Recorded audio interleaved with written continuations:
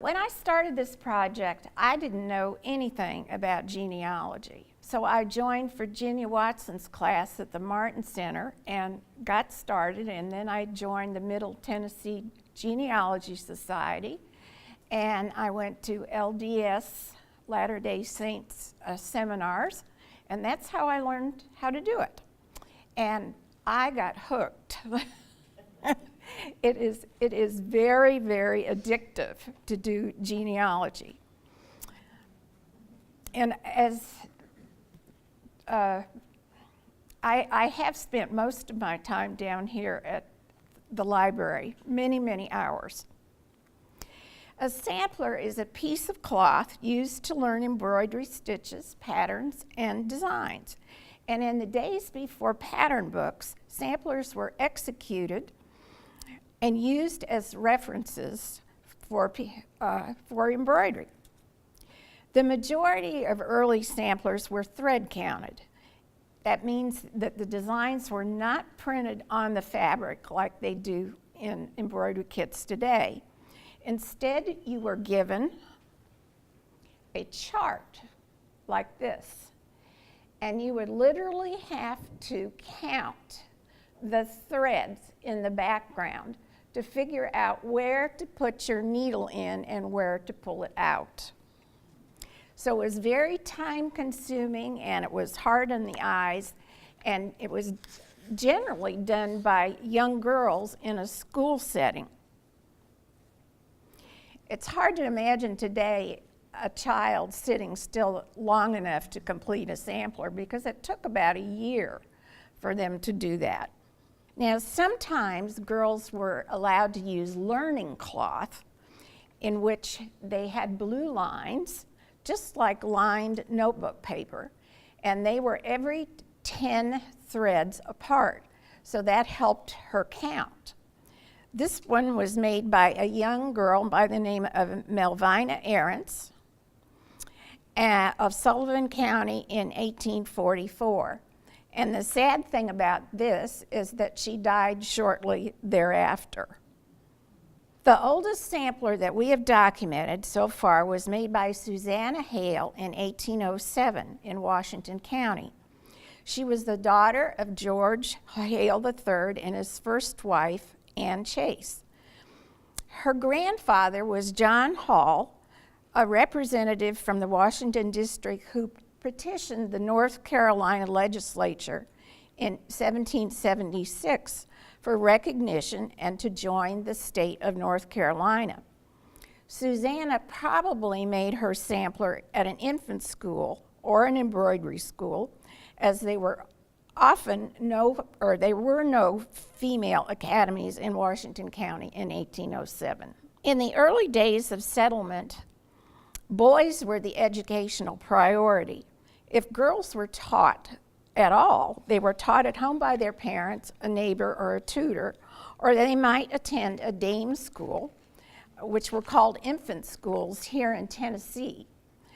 Those schools were small community schools similar to our nursery schools or kindergarten, which met in a public building or in a teacher's home.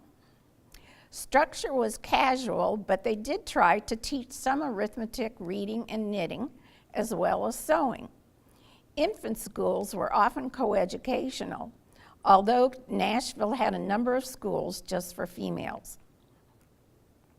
Plain sewing was taught beginning at age 4 or 5, and children learned how to sew seams, put in hems, sew on buttons, and do simple mending.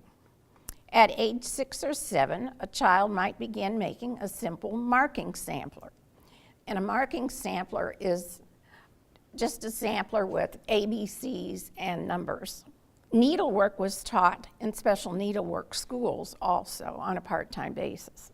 If girls were allowed to continue their schooling after leaving an infant school, they went on to attend female academies. Academies were also called select schools or seminaries. They were private day school and boarding school combinations, and they were basically high schools, although some did have preparatory departments and collegiate departments as well. In the early 1800s, female academies were focused on refining young women. Religion, deportment, and character development were heavily emphasized, as was art, music, needlework, to the detriment of scholastics. Reverend W. Thomason of the Pulaski Female Academy stated that the goal of female education was to preserve and cultivate the ornamental character of the sex. Girls were taught that obedience, prudence, piety would result in happiness and wealth. By the 1830s, however, people realized that young girls would grow up to become mothers of the future generation. And so they realized that they needed to have a better education. So a lot of the academies relegated the ornamental arts, the art, music, and needlework to extracurricular activities for an extra fee. The majority of Tennessee samplers were made in female academies. Fisk's Female Academy in Hillam, Overton County was the first female academy in Tennessee, and it opened in 1806. It didn't last very long, however. The Knoxville Female Academy was 1811, Maryville Female Academy, 1813, Belmont Domestic Academy in Davidson County, 1815. Nashville Female Academy was chartered in 1816, but it did not open until 1817 when the building was completed. 1830, Harpeth Female Academy, Williamson County. 1835, Clarksville Female Academy, Montgomery County. 1835, Jonesboro Female Academy, Washington County. Columbia Female Institute, 1838, and Columbia Atheneum, 1852. Those are just a sample of the number of schools that we found, because we found several hundred schools throughout the state. When a girl graduated from a female academy, her parents might throw a graduation party for her. The main point of the graduation party was to show off her talents and her refinements, and of course young gentlemen were invited to come, and the sampler that she had made was prominently in view, and here she is playing the piano to show that she is refined. So in many ways, a sampler was like a diploma. We are fortunate in Tennessee to have so many samplers that are signed and dated. That's not always true in other states. Usually, the last part of the sampler to be stitched is the girl's name. She would sign it and date it, and the date is usually the date of completion. However, on some samplers, the date is her birth date. And the name of the teacher, sometimes the name of the school, sometimes where she was from. This particular sampler was made by Rebecca Jane Russell. She was born the 8th day of July, 1825, and made in the 9th year of her age in 1934. This has queen stitches. Those of you who stitch know how complicated that is to do, and this was done by a 9-year-old. She also lists her school, the Powell School in Rogersville, Hawkins County, and her name, the teacher's name, Rachel Clifton. The sampler also gives her parents' names, Joseph M. Russell and Mary Russell.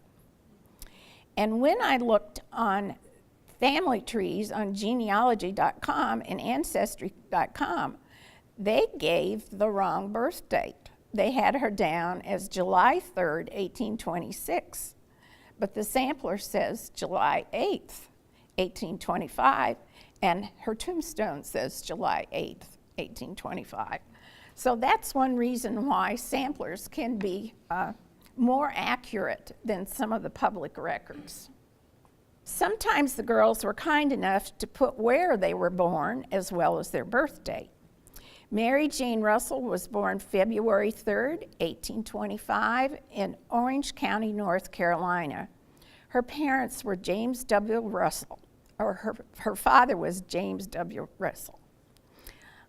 They came to Haywood County, Tennessee about 1826 to settle on land which her father had purchased from a North Carolina land grant. On the other hand, we have some samplers with no names, just initials, or a name without a date, or any clue to where a girl lived or her parents' names. Margaret D. Robinson's sampler is one of those. The sampler is similar to a group of samplers that we call the green and pink group, in which the pink has actually faded to white, made in Middle Tennessee. These samplers appear in Davidson, DeKalb, Smith, Sumner, Warren, Wilson, and Williamson counties from 1827 to 1836.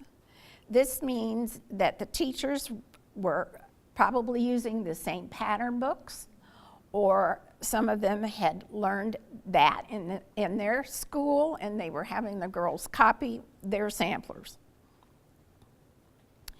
If a female was born and died unmarried before 1850, which was the first census that named females, there may not be any public records of her.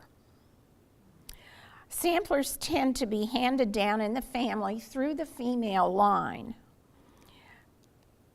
Her sampler might be discarded and sold out of the family if she didn't have any daughters. Sometimes there is no record of marriage because the preachers didn't always turn in the papers after they gave the ceremony. So far, this sampler is the only proof that I can find that Margaret D. Robinson ever existed. Now, we just love it when we get a family register because the genealogy is all done for us. Family registers were often copied directly from the Bible. Sometimes it's difficult to tell who actually stitched it. Sometimes it is the oldest sister in the family or it's the mother, but not always. According to the provenance of this one, Elizabeth Jane Hunter, born May 12, 1821, made this one when she was 14 years old. The Hunter family lived in Knoxville.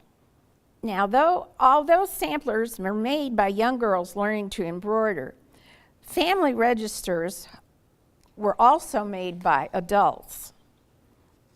Family registers would take years to complete because you had to wait for people to be born and die in order to complete them. So it could take a long time. Now, this register is owned by the Mabry Hazen House in Knoxville and appears to have been made from 1820 to 1834. It was most likely stitched by Alice Hare Scott Mabry, the wife of Joseph Alexander Mabry Sr., or their daughter, Polly. A lot of family registers were unfinished, and this one has some poignant reasons why. The men in the Mabry family were aggressive and hot-tempered. Elsie's husband, her son, Joseph Alexander Mabry Jr., and grandsons William and Joseph A. Mabry III, all were killed in duels. So no wonder she didn't finish. She herself died in 1843, which may have been a good thing because she didn't at least witness her two grandsons being killed. Eliza Jane Naomi Baine Ramsey lived in the Ramsey house in Knoxville, which is now a museum, and they own this sampler. She stitched this birth record about 1808 to 1811. We're not real certain because she didn't date it.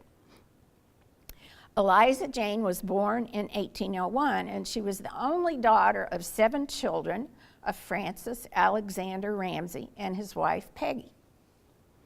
The Ramseys were early settlers of Knoxville. Eliza Jane grew up at Swan Pond, the earliest stone house in Knox County. She chose to do her birth sampler and death sampler as 2 separate ones, and she did that because of the Bible. But that's the way the Bible was set up, with the births on one page and the deaths on another page. This is the house that she lived in, Ramsey House, which is what we call it now. We also discovered when we went up there that after Elizabeth Ramsey made these samplers, she went to the Salem Female Academy in Salem, North Carolina, which was the most prestigious female academy at that time in the South. She went there in 1817. She arrived on May 28th, and she left on November 20th, so she didn't stay there very long. And we have no idea why.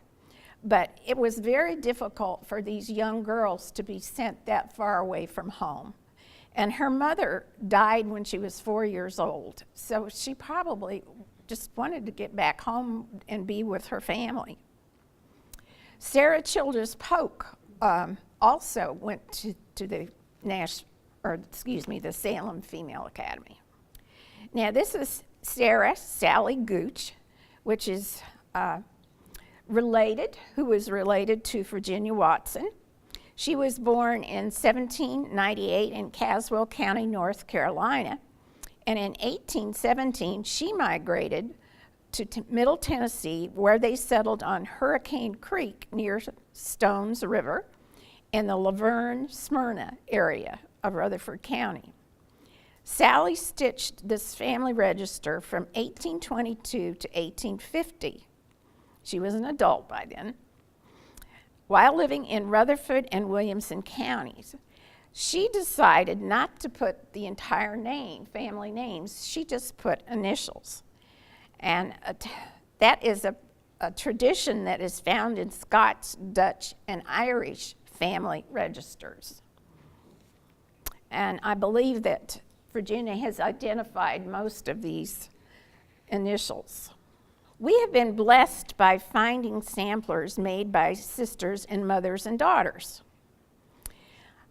These 2 samplers were made by Sarah Ann and Martha Cator, who were daughters of Moses E. Cator and Mary J. Porter of Williamson County. And they grew up in a log cabin. And I'm telling you this because I think it's so interesting that each of them built put beautiful brick houses on their samplers. So maybe this is what they wanted when they grew up. Now the younger sister made this one, the older sister made this one, and the younger sister made that one, probably trying to outdo her sister. Okay, here's another set.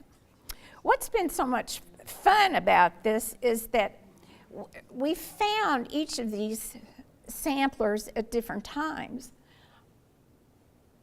The Emmeline one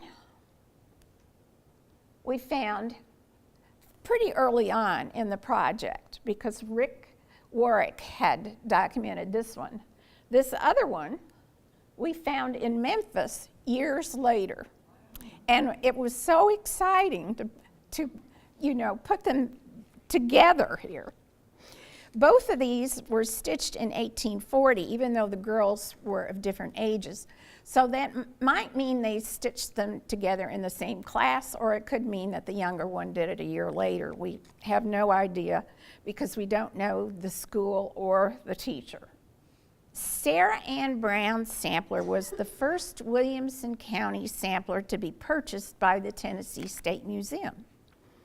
Sarah was fourth of 9 children born to Alexander Brown and Charlotte E. Claude, and the family lived in the Cottonwood district of Williamson County. She worked this sampler when she was 10. Her sampler is not a family register, but it does contain important family information. She stitched her parents' names and birth dates as follows.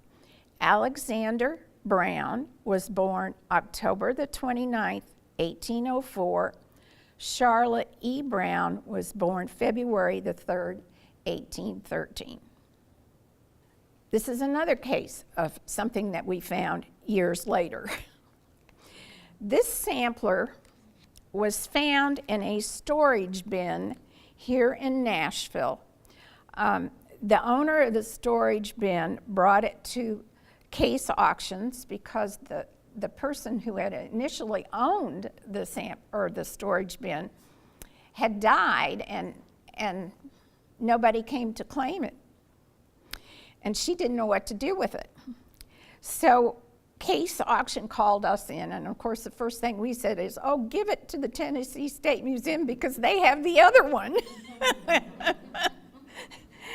And that's eventually what happened. It also came, though, with a huge stack of letters and receipts and a photograph album.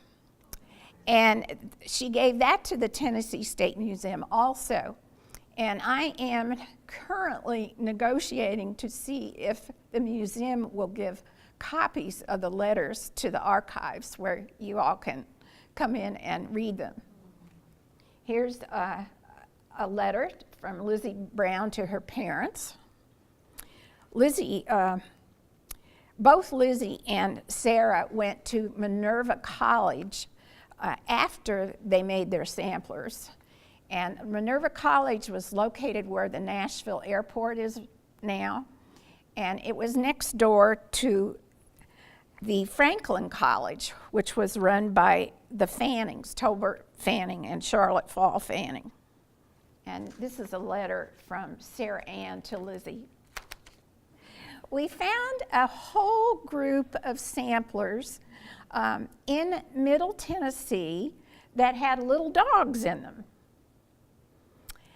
And so we decided to call this group of samplers the Little Dog Group. They range in date from 1832 to 1853.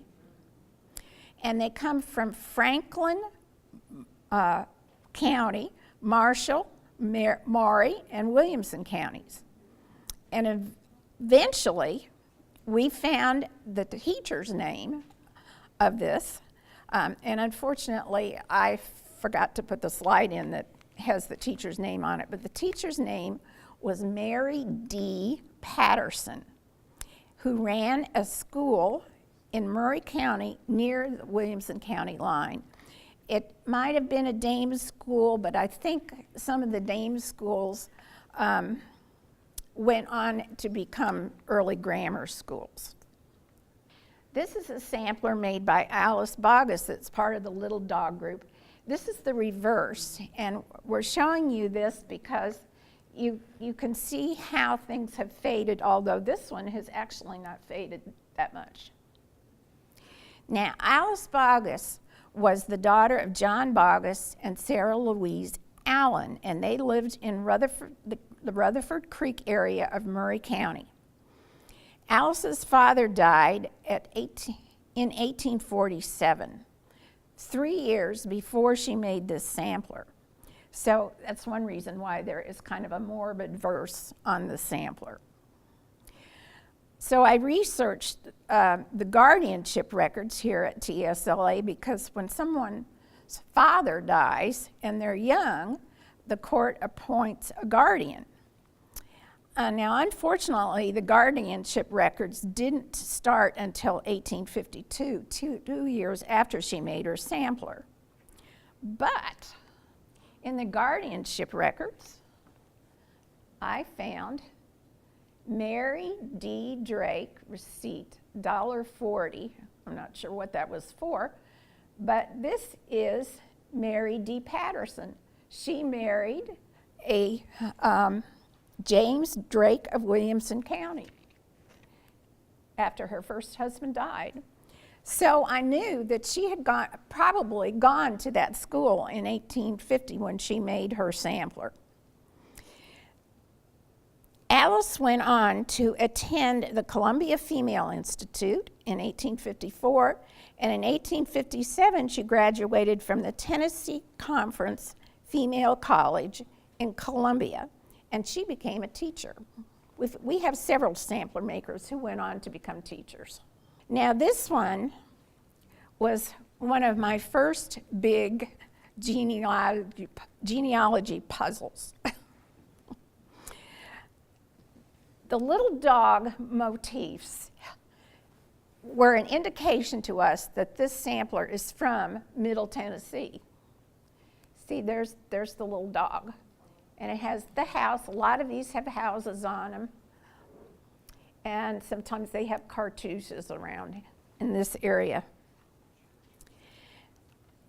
This was a puzzle for many years because the well-known sampler collector and scholar Betty Ring purchased this sampler a long time ago when she was driving through Nashville, and she was told that it was made by Parthenia E. Dunnigan and Martha Jane Warmath. The dealer told her that it was made by two cousins in Ramos, McNairy County. Well, there is no Ramos in McNairy County. There's a Raymer. So I think that was probably what she meant. Mrs. Ring took that to mean that the two girls had worked the sampler at the same time. And she was doing genealogy years ago when you had to write to the different libraries in the counties to get information. And I know that she traveled around the country and went to libraries and archives, but I don't think she ever came back here. Well, we were pretty sure this was a Middle Tennessee sampler. And we also looked very carefully at it and noticed that the stitching was different. Well, of course, that means it's done by two girls. But the threads were different. And we decided that they could have very easily been done at two different times. So I started searching in Murray County, and I found Parthenia Ann Elizabeth Dunnigan, born in 1839 in Murray County. And I think that her father was Allen Dunnigan and her mother was Jane Holmes. The family moved to Humboldt in Madison County when her mother died. And as there weren't any decent female academies in West Tennessee at that time, we think her father sent her back to Murray County to live with his brother, which would have been her uncle, Nathan Dunnigan, or his brother-in-law, John Holmes. According to the family, John Holmes was appointed her guardian in 1849, but I was unable to find a record of that, but it's probably true. We think that Parthenia made her sampler in Mary D. Patterson's school, but she probably didn't finish it because she had to go back home. Even though she put a date on it, which is unusual, in 1850 she was back in Madison County with her father and siblings. In 1852, she married William Isaac McFarland, and they moved to Humboldt, which is in Gibson County. Martha Jane was born in 1856 in Dyersburg, Dyer County. She was the daughter of Micah Washington Warmath and Martha Yulee. Martha was Parthenia's distant cousin through her mother's side, the Holmes side. By 1870, Martha's family had moved to Humboldt, Gibson County, where Parthenia was living. Martha married Charles Edward Jennings, and the sampler probably descended through her daughters. So I'm thinking that Parthenia taught her how to stitch, and she finished it. Now, we've also discovered teachers who taught sampler making. This sampler was made by Mary E. Halfacre in Williamson County, and it was stitched at the Union Academy in 1850. And she was good enough to put her teacher's name on her sampler, Miss I.S. Wallis, which stands for Isabella Wallis. When Mary Halfacre completed this sampler, she gave it to her teacher. And so far, we have found 3 samplers that were made under Isabella Wallis's tutelage.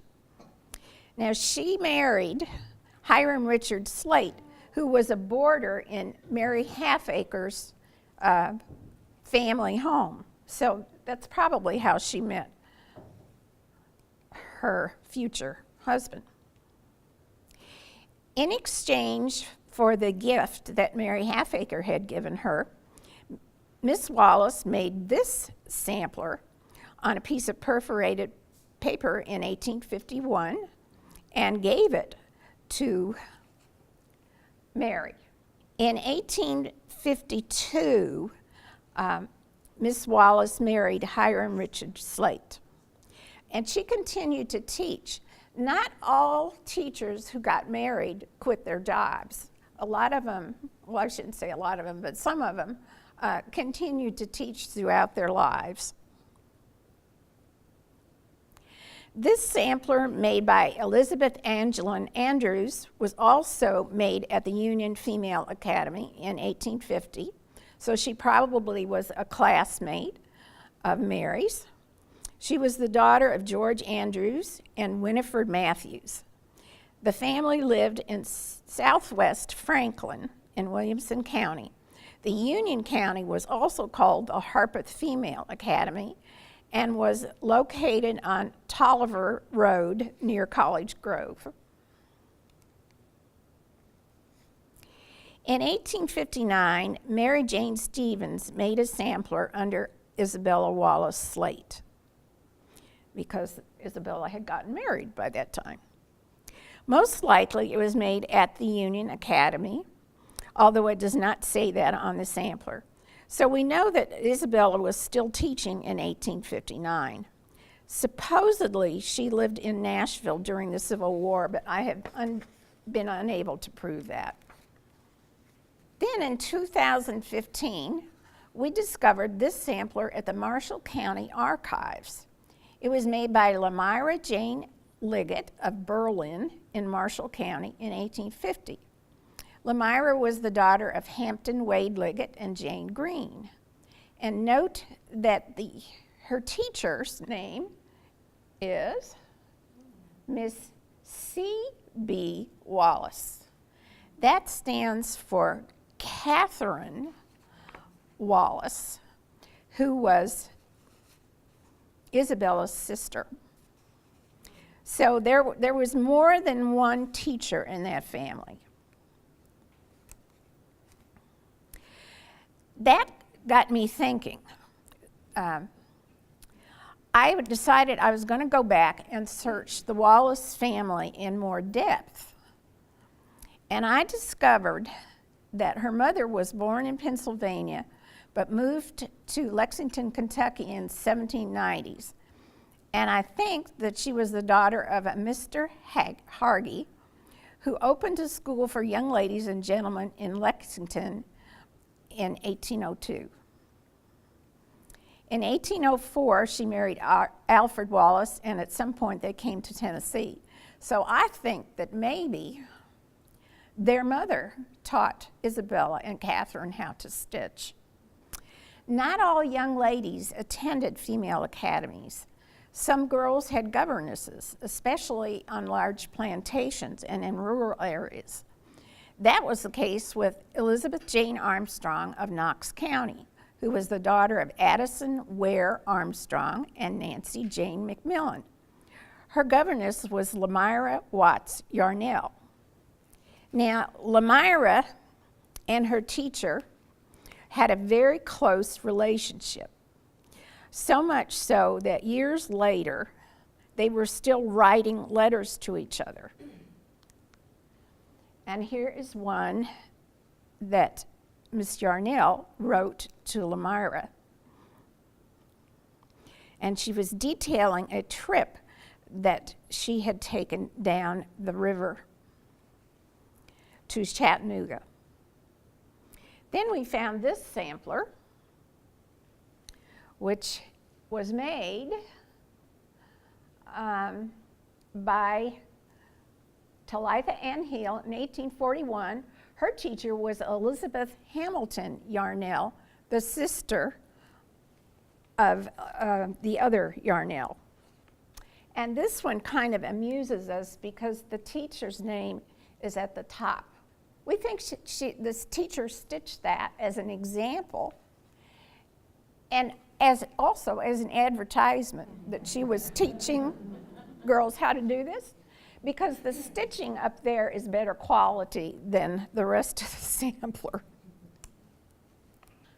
Now, I wanted to show you a little bit the progression of needlework. The first sampler that a girl would make when she was about 6 or 7 would be a marking sampler, which was just basically letters and numbers. And they were called marking samplers because the girls were taught how to mark their linens and clothing for in laundry purposes. When you had large families and everybody's underwear was white, you know, you had to know whose drawers belonged to who. So that's why marking was important. When they developed the indelible marker, there was no longer necessary to mark samplers with stitching. The second stage of sampler making is the one on the left, in which you still could do letters and numbers, but you elaborated it more with a fancier border, and sometimes you put a little house down there and maybe animals, and that was the intermediate. That would be done around 9 to 13. And the next stage, if you decided to go on further, would be a pictorial embroidery like the one on the right. This one posed another puzzle to us. This was made by Sarah Anna Allen,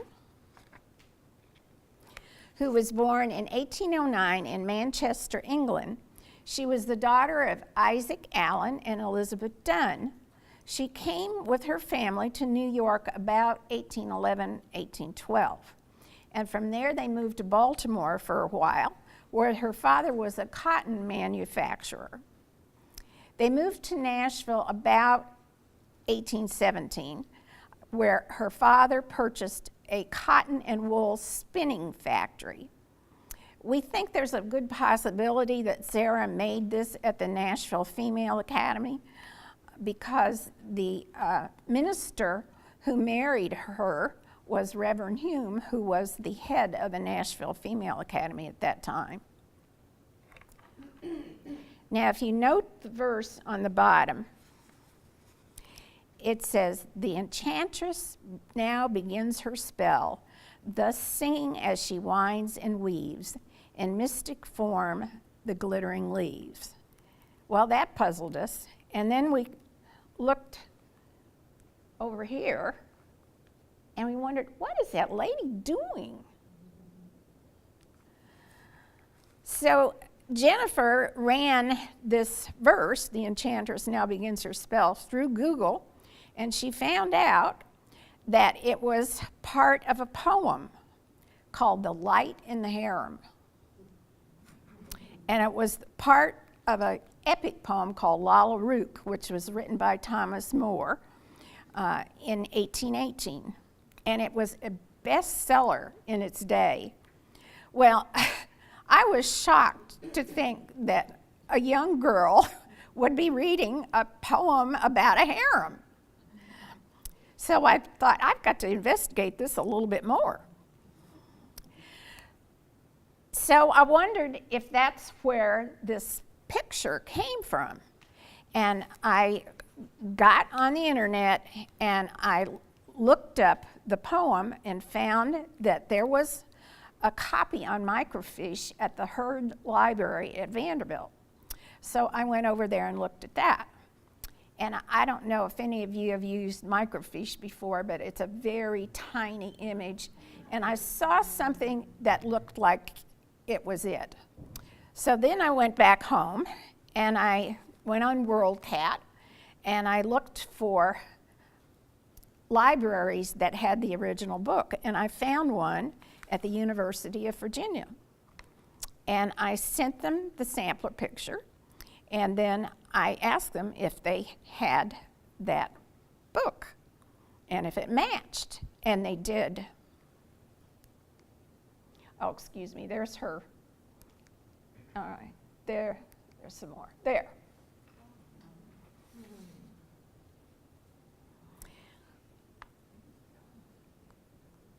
So the reason she picked this is because this lady is spinning. Oops, excuse me. She is spinning with a drop spindle. And she picked that because her father owned a spinning factory, which made perfect sense.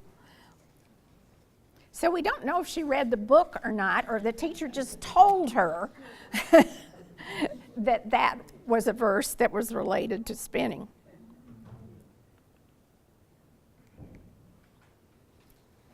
Okay. Now we get to the last piece, but this one really put me on a wild goose chase. In 2011, a man brought this piece of memorial needlework to us. He had purchased it at an estate sale in Knoxville.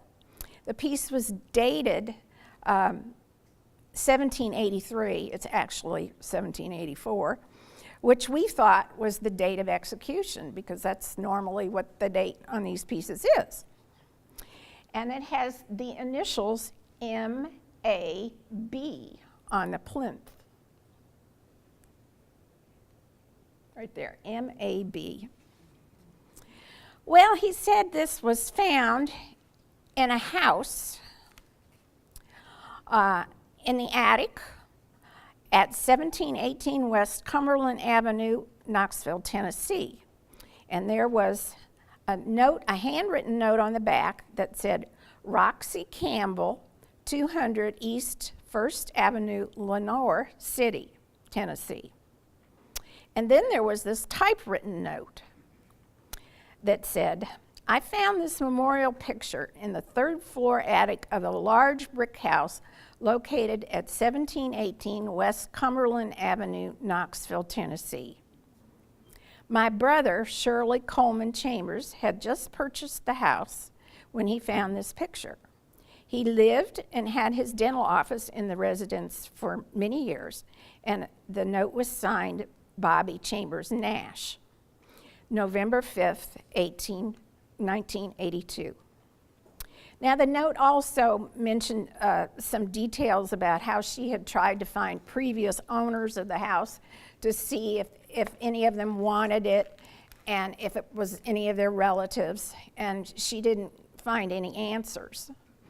I think she thought this was really old, and it is old. We think it was probably made about 1805, but what Bobby Nash didn't know was that the house wasn't built until 1943. So I came here to the library and I asked the librarians, where do I start with this? And they said, well, go look in the Knoxville City directories because in the back of some directories, it lists the street addresses and then tells you who lived there. I didn't know that. So I started with the directories, and I found out that the first occupant of the house was Miss Kate K. The house was built in 1825. Miss Kate K. White, who lived there from 1925 to 1938. And then there was a Mrs. O.L. Douglas and a Mrs. M.L. Henry who lived there together from 1939 to 1943. Shirley Coleman Chambers moved in 1944. Then I decided to look for Roxy Campbell, and I did find a Roxy Campbell, who was the wife of Roy Reuben Campbell, living at 200 East 1st Avenue in Lenoir City in the 1830 census. So I decided to research the Campbell family. And I went all through that, couldn't find anybody that had a surname with the letter B, that started with the letter B. So then I went on to Kate White and did the same thing, and then I went on to the Douglas family and did the same thing, and I went on to the Henry family and did the same thing. Couldn't find anybody with those initials. So I decided to go back to Roxy. And I discovered when I looked at the marriage records that Roxy's maiden name was Chambers. She was Shirley Chambers and Bobby Nash's sister. So I don't know why Bobby Nash didn't mention that that was her sister, but she didn't. So I started tracing the Chambers family tree back, and there I found Margaret Brock, born August 27th, 1794, the year that is on the plinth. And I figured that her mother probably died in childbirth and that her mother was probably Margaret Ann Block, that she was named after her mother. So that's a guess, but I think it's a reasonable one. I was unable to figure out who her father was because there were a whole lot of Brocks in this area. She was born in Abbeville, South Carolina. And I also discovered that the Brock family and the Chambers family intermarried multiple times.